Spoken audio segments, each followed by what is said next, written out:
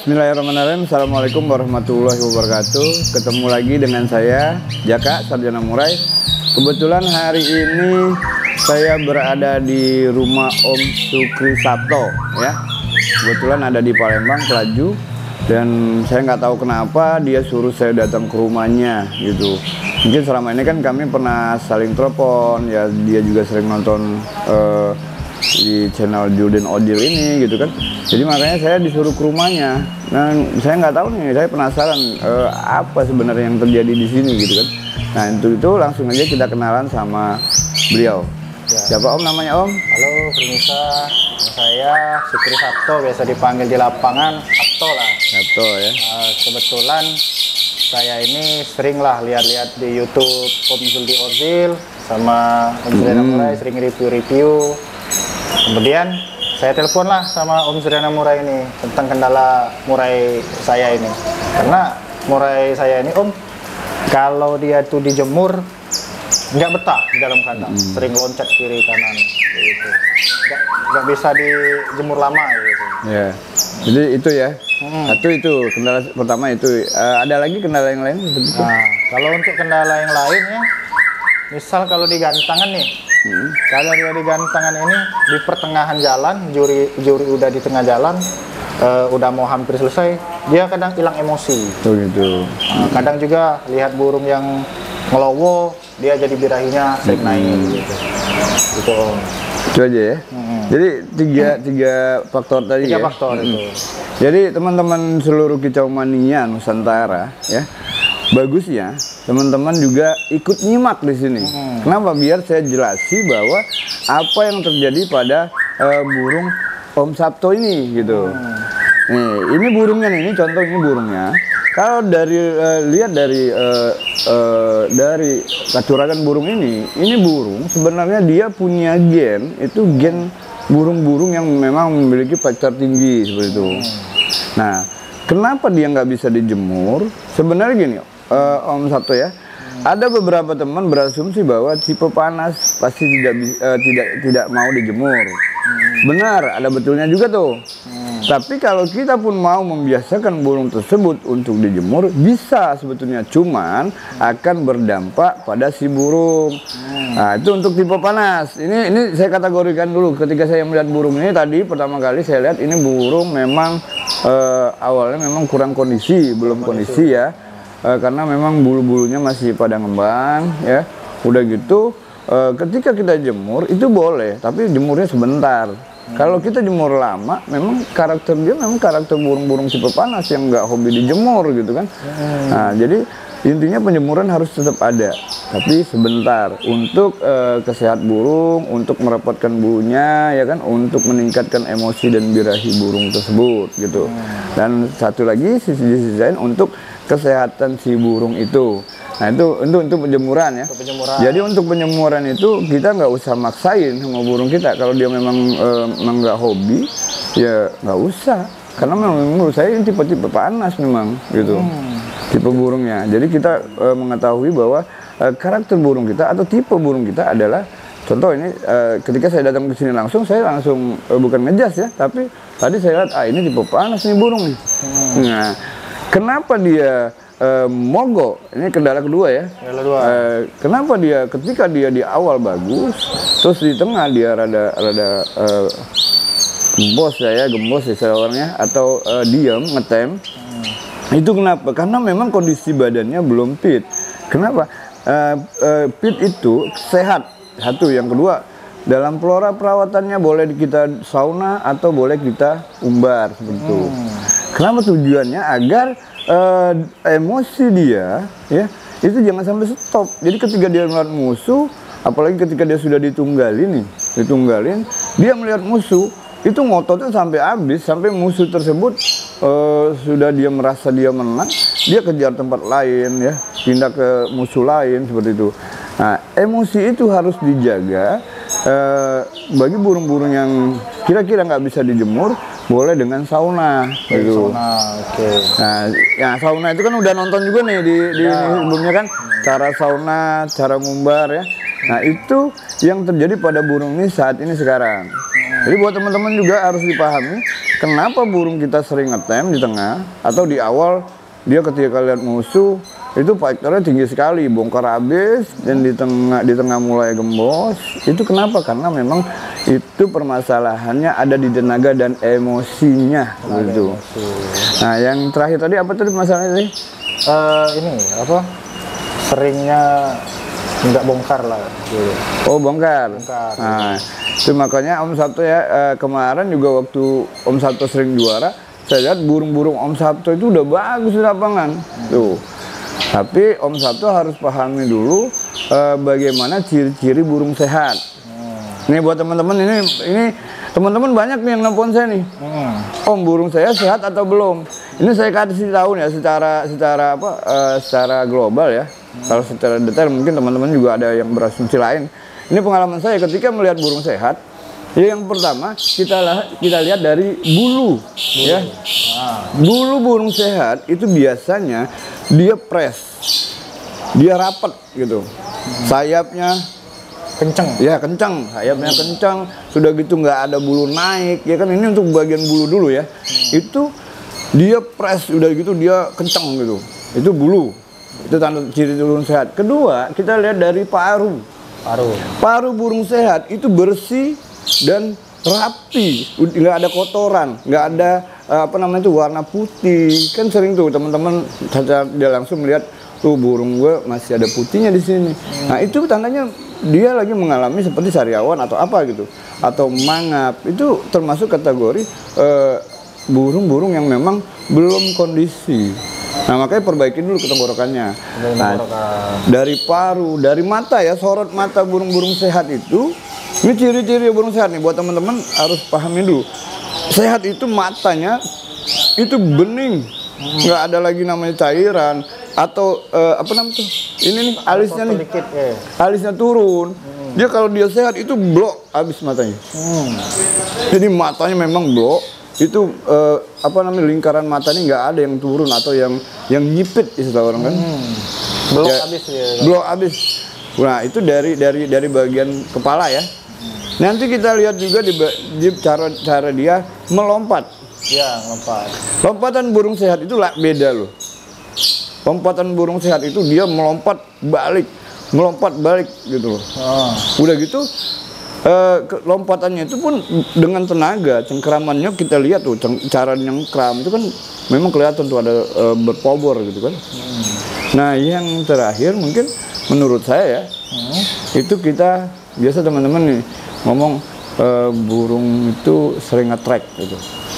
Nah, ketrekan burung-burung yang sehat biasanya ketrekannya apa sih namanya itu, garing ya, Rapet ya. Iya, garing, atau istilah orang tuh dia kalau biasa kan trek gitu kan, bukan trok. Nah, trok itu tandanya dia belum sehat, apalagi dia nggak nge-track gitu kan. Gitu. Nah, itu ciri-ciri dari itu.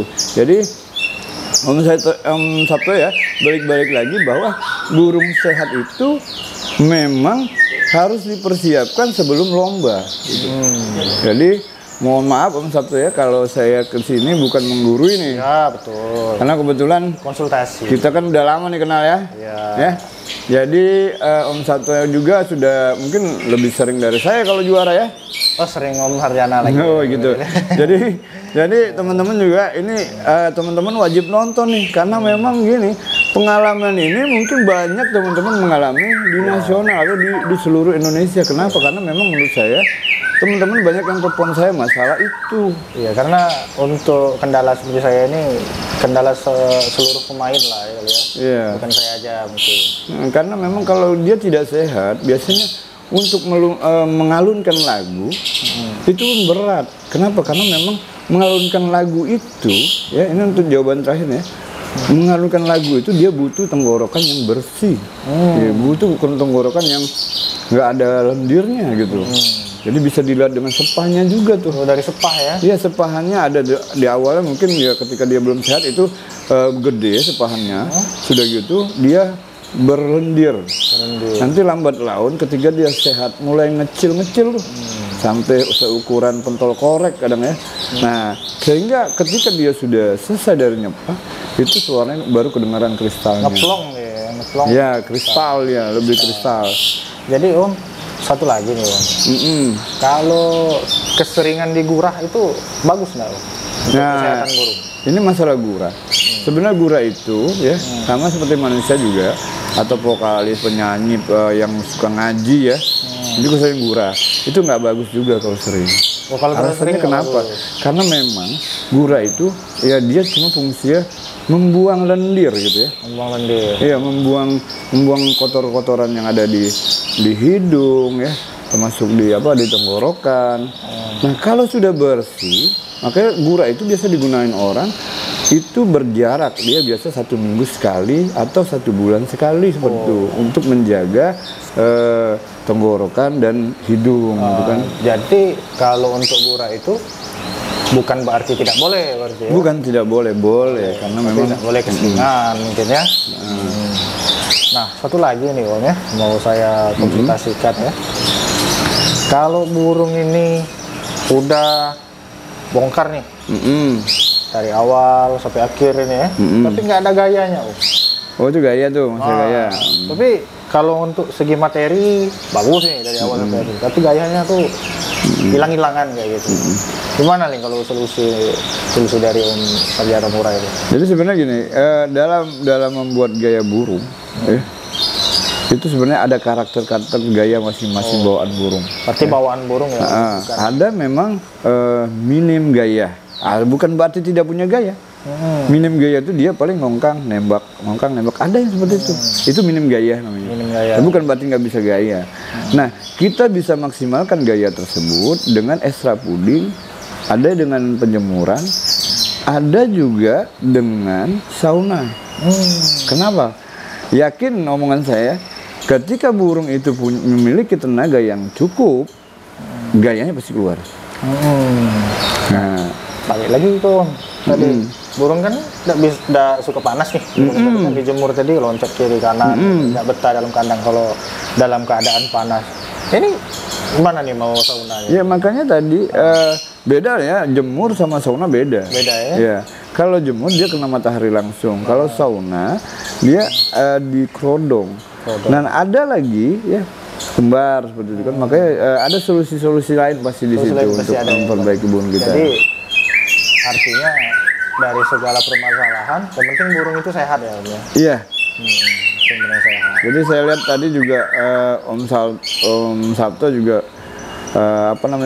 jenis-jenis vitaminnya juga lumayan sih cukup buat. Kenapa? Buat memang kebetulan kalau saya pribadi lebih ke arah alam, dan boleh teman-teman juga pakai vitamin untuk mendongkrak burungnya agar staminanya tercukupi seperti itu. Ya, karena gini Om, saya lebih suka pakai vitamin daripada pakai doping gitu. Betul. Nah, kalau dia pakai doping, kasihan di burung. Kasihan di burung. Dan biasanya nih ya, kalau dengar-dengar dari orang, kalau pakai doping juga, terkadang burung itu nggak bisa dimainin dalam jangka waktu lama. Betul, itu pengalaman. Pengalaman ya. Jadi makanya kalau saya pribadi lebih suka pakai vitamin-vitamin. Betul. Jadi ada lagi nih yang mau dipertanyakan sama Om Santo. Ada lagi nih Om, yang mau saya tanyakan ya. Kalau dari segi minuman dia ya, segi minuman burung ya, itu ada efek nggak ke burung? Contoh nih, kita kasih minuman yang biasa kita kasih aqua misalnya. Nggak apa-apa sebut mereknya. Mungkin itu sudah jadi umum ya. Jadi umum ya. Jadi dikasih. Ada yang bilang bagus pakai air hujan kayak gitu. Itu gimana itu? Jadi gini, intinya yang jelas minum ini menjadi bahan pokok ya untuk menunjang kesehatan burung. Itu makanya minuman itu kalau bisa setiap hari itu harus diganti. Satu. Yang kedua, ya kadang-kadang kita nggak paham nih. Itu air galon, ya kita nggak tahu pH-nya nih, ya nggak tahu manfaatnya atau kesehatannya bagaimana nggak tahu. Tapi kita berikhtiar aja itu sudah cukup bagus, ya. Tapi kalau bisa, kalau saran saya jangan memakai air ya, yang memang sumbernya nggak jelas. Nah, sebenarnya nggak jelas. Nggak usah. Ya, maksudnya gitu. Karena memang kita tahunya itu kan cuman dari penyulingan biar jernih aja kan. Nggak tahu pH-nya bagaimana. Ya, tapi teman-teman juga banyak juga yang memakai. Silakan. Cuman kalau saya lebih ke arah air mateng, ya. Terus air mineral, ya, mineral yang kemasan. Tapi yang memang di supermarket mungkin banyak ya, yang Om Sabto sebutin tadi ya. Udah gitu juga saya biasanya kalau pagi itu setelah saya sholat subuh saya keluarin air segelas, saya taruh di luar nih. Jadi biar kena embun. Nah itu lebih bagus. Kenapa? Seger loh rasanya. Cobain kalau nggak percaya omongan saya. Itu air apa itu? Air galon? Air galon atau air aqua ya, atau air yang sudah masak kita taruh lagi, kita embun. Setelah diembun kita angkat, kasih ke burung. Itu rasanya beda. Itu beda ya, berarti untuk menaikkan pH juga itu bisa. Iya, makanya tadi teman-teman juga banyak yang pakai produk-produk dari teman-teman yang lain kan, seperti ada air itulah, yang itulah itu. Makanya nggak apa-apa sih. Yang intinya untuk menjaga vitalitas atau menjaga kesehatan si burung. Kenapa? Itu penting untuk suara si burung. Gitu loh. Contoh misalnya Om Sabto minum bekasan lah istilahnya, ya nggak mau lah pasti. Serak. Iya. Apalagi yang sudah bercampur obat, sudah terjemur berapa hari, itu kan ada lendir tuh. Ada lendir banyak itu pasti. Nah, makanya itu lebih itu bisa seharusnya sehat malah jadi tidak sehat. Kenapa lendir itu masuk sudah menjadi? Berarti penyakit. lendir itu harus dibersih-bersih. Iya, harus diganti setiap hari kalau bisa. Iya. Itu aja ya. Mungkin kalau ada pertanyaan lain? Mungkin cukup itu. Nah, itu teman-teman, inilah harus disimak oleh teman-teman. Kenapa saat ini saya berbagi sama Om Sabto masalah bagaimana merawat burung itu sehat gitu loh. Kenapa? Penting bagi kita untuk merawat burung sehat. Ya sehat itu bukan berarti dalam teman-teman merawat burung ngumbar ini itu semua harus dijalani. Tapi ada hal-hal yang kecil yang harus kita perhatiin di situ. Contoh air minum tadi loh. Minum kecil sepele. Kecil itu sepele, tapi memang fatal. Banyak teman-teman yang kehilangan suara. Kehilangan suara, serak. Terus sudah gitu kecil. Minuman. Karena minuman blender tadi kan, jarang dibersihin. Jadi mungkin itu aja ya. Oke dulu. Nah, nanti lain kali teman-teman, bagi teman-teman juga yang mau ngundang saya juga boleh.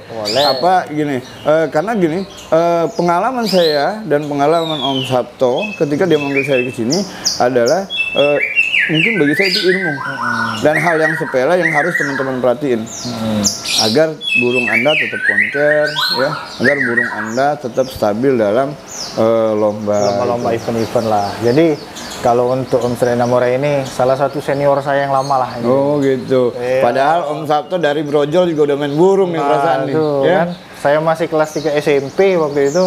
Om Serena Moray ini udah keren lah, sudah terkenal di. Kalau berarti saya udah tua dong berarti. Kira-kira gitu.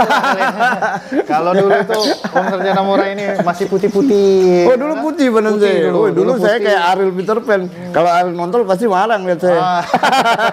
Ya itu aja ya. Iya, Om Sabto. Nah itu aja teman-teman. Itulah pembicaraan kami bersama dengan Om Sabto tadi. Mungkin pengalaman kami ini bermanfaat buat teman-teman Nusantara. Jadi teman-teman tetap rawat burung kita dengan kadar yang sehat, dengan cara yang sehat, agar burung kita bisa tampil maksimal dan itu pun akan menghasilkan gitu loh ya.